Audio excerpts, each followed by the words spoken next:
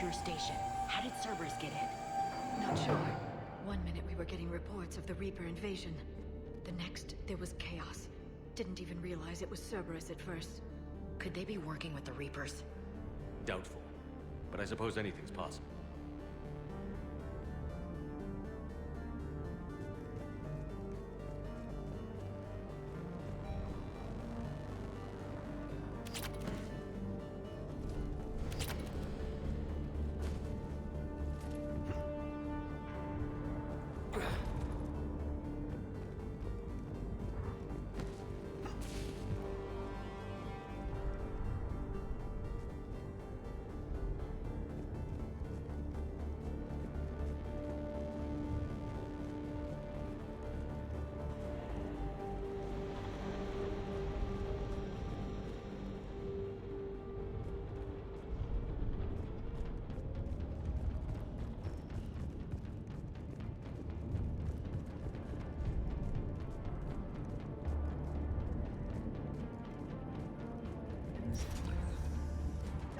Take cover.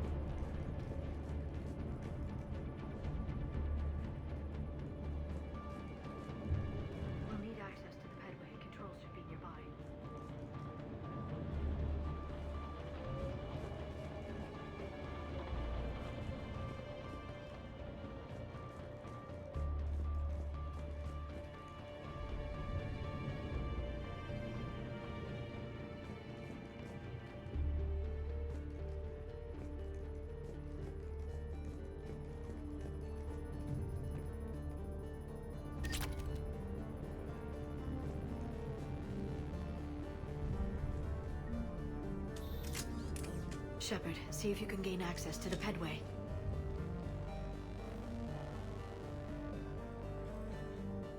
I can't seem to unlock the live feeds, but... Hey, did you see that? Who's that woman in the vid? That's Dr. Ivakore. She got here about a week ago. Any luck? Pedway's been locked out. All right. Looks like there's construction nearby. We can get out on the roof. We can find a way around from there. Great. Let's move.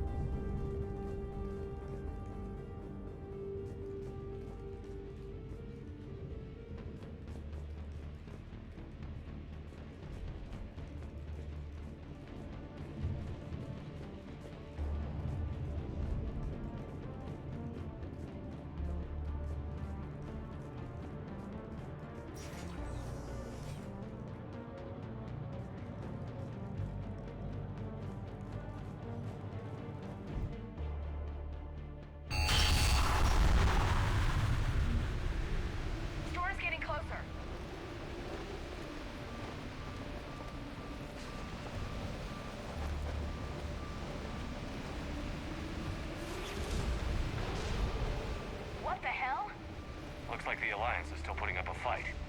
That tram heads to the archives. Once Cerberus is across, they're at the final security checkpoint. Then that's where we're headed.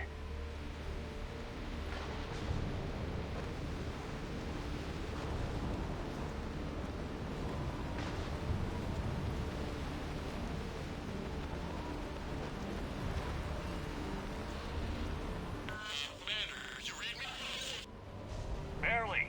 Storm's causing interference. Yeah, tell me about it. I've lost contact with the Normandy. What's your position? I didn't read that. James, repeat.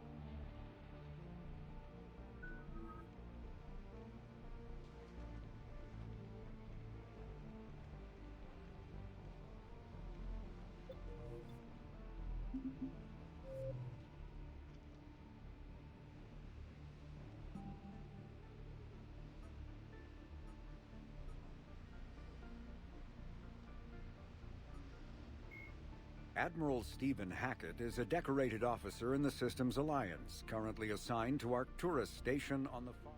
Dr. Liara Tassoni is an Asari information broker with a background in scientific research on Prothean technology. Born on Thessia in 2077, she is the only child of the late matriarch Benezia. Although mother and daughter became estranged in the years before Benezia was indoctrinated by the Reaper known as Sovereign. Tassoni is also a highly trained biotic who served under Commander Shepard aboard the SSV Normandy before the ship was destroyed in a collector attack. Before she became involved in galactic affairs, Dr. Tassoni spent 50 years.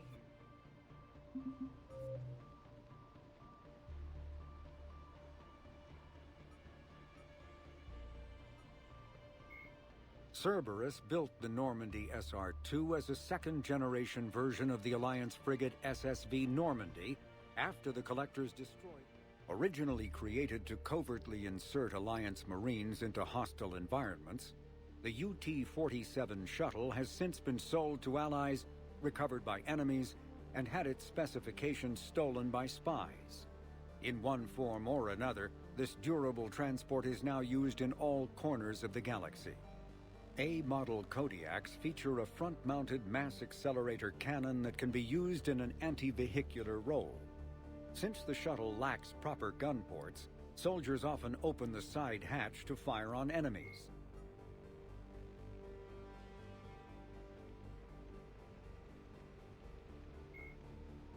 "50,000 years ago, the Protheans were the only spacefaring species in the galaxy.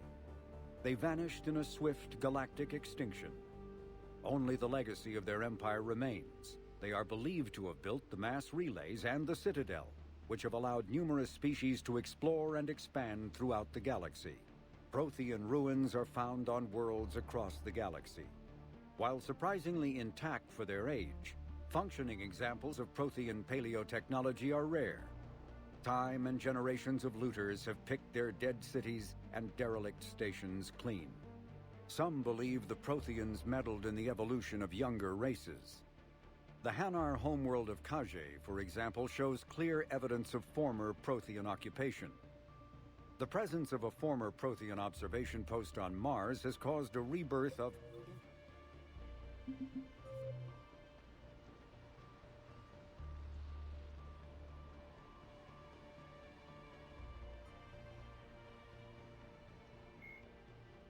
In the early 2160s, the Alliance began aggressive colonization of worlds in the Skyllian Verge, much to the dismay of the Batarians who had been developing the region for several decades.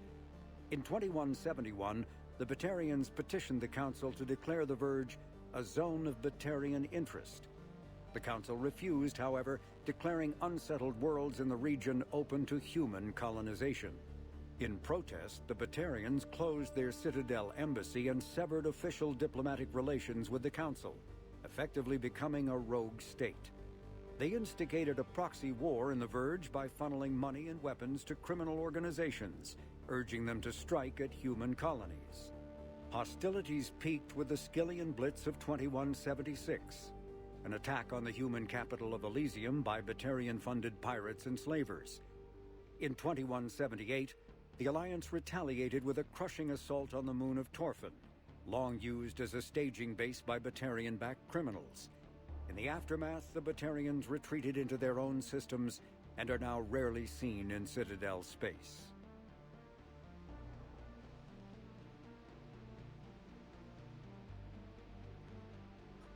The Volus are a member species of the Citadel with their own embassy, but they are also a client race of the Turians. Centuries ago, they were voluntarily absorbed into the hierarchy, effectively trading their mercantile prowess for Turian military protection. Irun, their home world, lies far beyond the normal life zone of its star. However, the world has a high-pressure greenhouse atmosphere that traps enough heat to support an ammonia-based biochemistry. As a result, the Volus must wear pressure suits and breathers when dealing with other species, as conventional nitrogen-oxygen air mixtures are poisonous to them, and in the low-pressure atmospheres tolerable to most species, their flesh will actually split open. Volus culture is tribal, bartering lands and even people to gain status. This culture of exchange inclines them to economic pursuits. It was the Volus who authorized the Unified Banking Act, and they continue to monitor and balance the Citadel economy. The Geth are a humanoid race of networked AIs. They were created by the Quarians 300 years ago as tools of labor and war. When the Geth showed signs of self-evolution, the Quarians attempted to exterminate them. The Geth won the resulting war. This example has led to legal, systematic repression of artificial intelligences in galactic society. The Geth possess a unique distributed intelligence. An individual has rudimentary animal instincts, but as their numbers and proximity increase, the apparent intelligence of each individual improves. In groups, they can reason, analyze situations, and use tactics as well as any organic race. Geth space is located at the trailing end of the Perseus Arm, beyond the lawless Terminus systems. The Perseus Veil, an obscuring dark nebula of opaque gas and dust, lies between their space and the Terminus. 2 centuries ago, the Hanar helped 375,000 members of the Drell race migrate to the Hanar homeworld Kage to escape the environmental extermination that had claimed the remaining 11 billion Drell. Nearly all Drell demonstrate tremendous loyalty to their famously reclusive saviors. The intimacy of their relationship, expressed in a formal socio-political alliance called the Compact, also results in extremely close personal relations, in which some Drell actually learn Hanar soul names. While most Drell reside on Kage, driven from their home system by the Geth nearly 3 centuries ago, most Quarians now live aboard the Migrant Fleet, a flotilla of 50,000 vessels ranging in size from passenger shuttles to mobile space stations. Home to 17 million Quarians, the flotilla understandably has scarce resources. Because of this, each Quarian must go on a rite of passage known as the Pilgrimage when they come of age. They leave the fleet and only return once they have found something of value they can bring back to their people. Other species tend to look down on the Quarians for creating the Geth and for the negative impact their fleet has when it enters a system. This has led to many myths and rumors about the Quarians, including the belief that underneath their clothes and breathing masks, they are actually cybernetic creatures, a combination of organic and synthetic parts.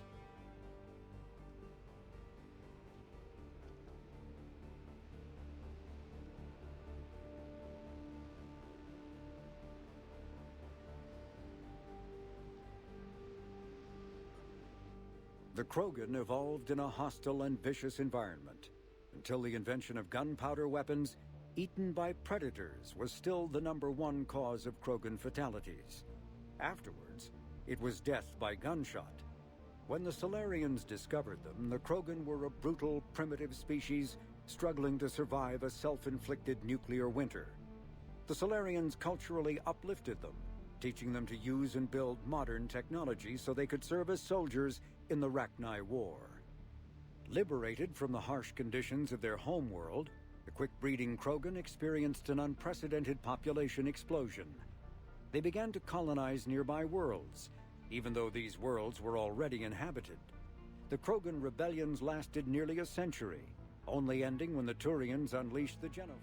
The Hanar are a citadel species known for excessive politeness. They speak with scrupulous precision and take offense at improper language. Hanar that expect to deal with other species take special courses to help them unlearn their tendency to take offense at improper speech. All Hanar have two names. The face name is known to the world. The soul name is kept for use among close friends and relations. Hanar never refer to themselves in the first person in conversation with someone they know on a face name basis. To do so is considered egotistical, so instead they refer to themselves as this one, or the impersonal it.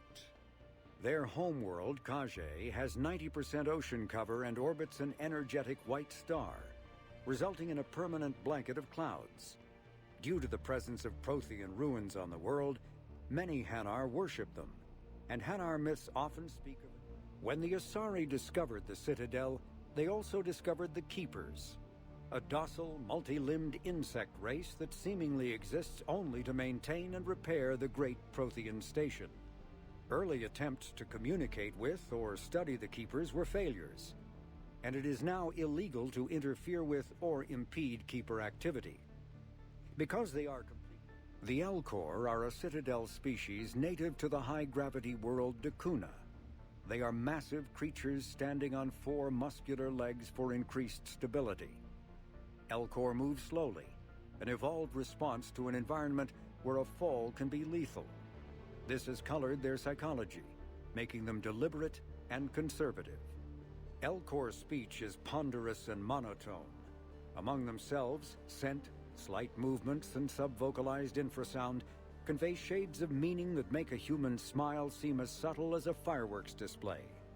Since their subtlety can lead to misunderstandings with other species, the Elcor often go out of their way to clarify when they are being sarcastic, amused, or angry. Dakuna's high gravity impedes mountain formation.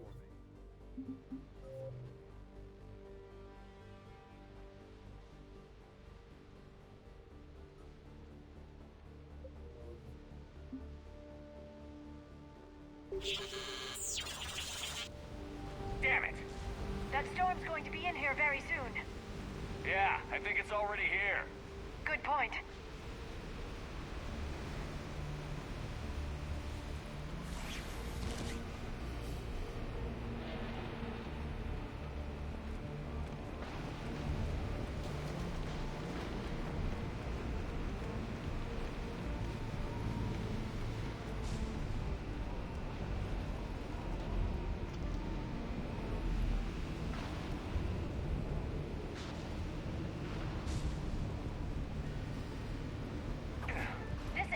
Shouldn't be open. Doesn't look like it was forced. No, you have to override security protocols.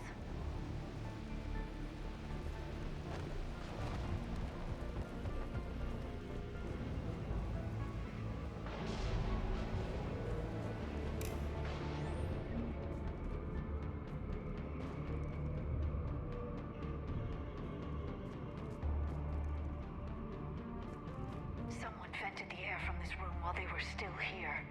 Looks like they died trying to claw their way out. This is brutal, even by Cerberus standards.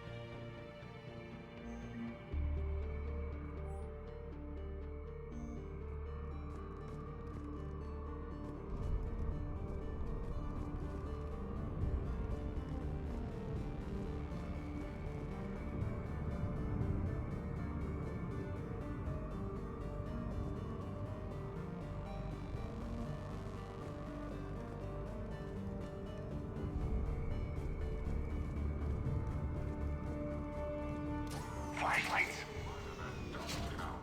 What's our order? There's an Alliance force in here somewhere. We need to keep them away from the core. Check the next room. It's dark in there. Want me to shut the windows? No, not unless you want to decompress this room too. I don't see anyone. Come on, there's no one alive in there. Let's keep moving.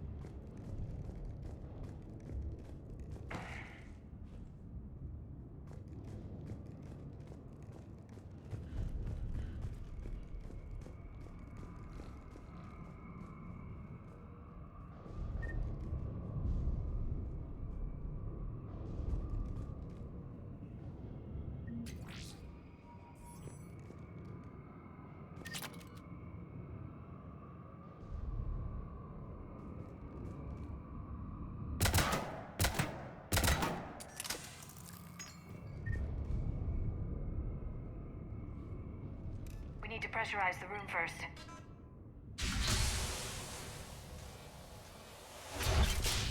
There we go. We have access to the labs. They'll take us right to the tram station. Hey, looks like there's a recording of what happened here. Security station. Come in. We're seeing some odd activity down here. Our security protocols just kicked in. Everything's locked down. Doctor, I'll get you a report as soon as...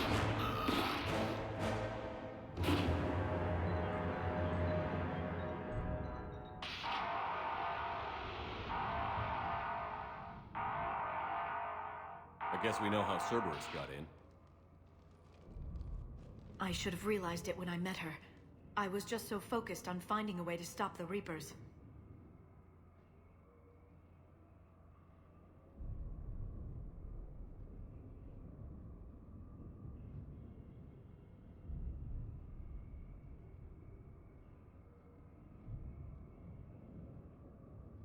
You did what needed to be done.